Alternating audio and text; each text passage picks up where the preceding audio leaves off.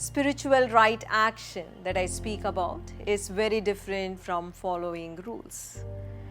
The principles of spiritual right action should be applied whenever there is a conflict between what is morally right and morally wrong, and between what is ethically right and ethically wrong.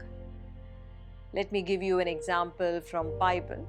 This is a famous incident from Bible called Peter's denial.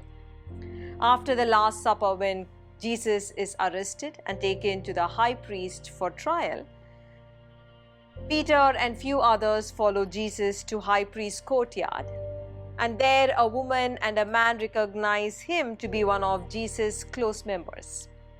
Peter bluntly denies any association with Jesus and declares that he does not know the man at all.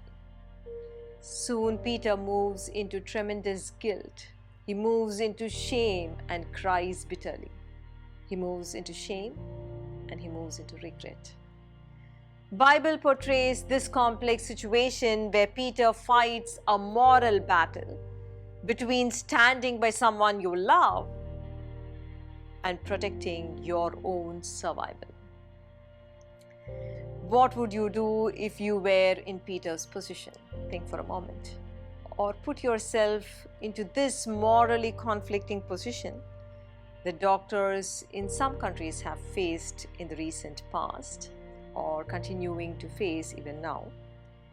They had to play God, having to choose who gets the ventilator and survives and who does not get the support. Human life is filled with complexities. To do or not to do,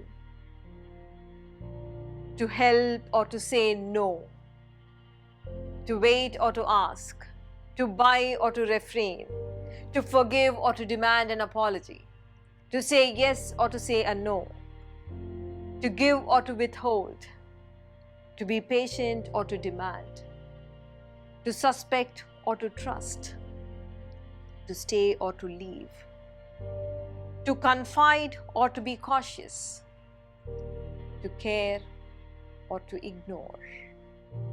It is in these situations that one does not know what right action is. In such deep dilemmas of human existence, the principle of spiritual right action will be your guide. Spiritual right action is a result of an inward journey you take in the thick of life. In very simple terms, it begins with right decision. You make a right decision from a beautiful state where you feel connected to yourself, where you feel connected to the people around you, and you are connected to the situation you are facing. Once you have chosen what to do, you perform that action from that beautiful state.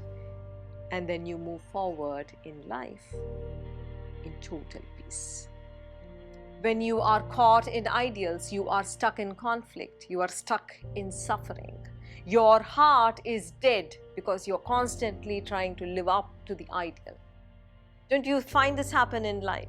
Sometimes you find that while you are stuck in inaction, someone else around you is able to act with spontaneity because they were in a beautiful state of connection at that time. Our ideals limit us. They make us feel frustrated and regretful. Oftentimes, you take recourse to ideals when you do not know how to live from a beautiful state. That is, when you try to live up to standards set by religion, try to live up to standards set by society or morality. And such ideal-driven actions are often paralyzing, leads to disharmony, and leads to further chaos in your life. You perhaps are wondering if there is no room for ideals or codes at all in life. The fact is, you don't need spiritual right action in areas of life where there is no moral or ethical conflict involved. You don't need ideals in obeying traffic rules, in following travel regulations in your country. These rules are not ideals. They are codes of conduct. They are regulations. Ideals are different. They define your sense of self. They define your identity. Ideals define whether you're a morally good person or a bad person, right or wrong in a given situation. The only way to find an answer to this moral dilemma is to source yourself in a beautiful state of connection.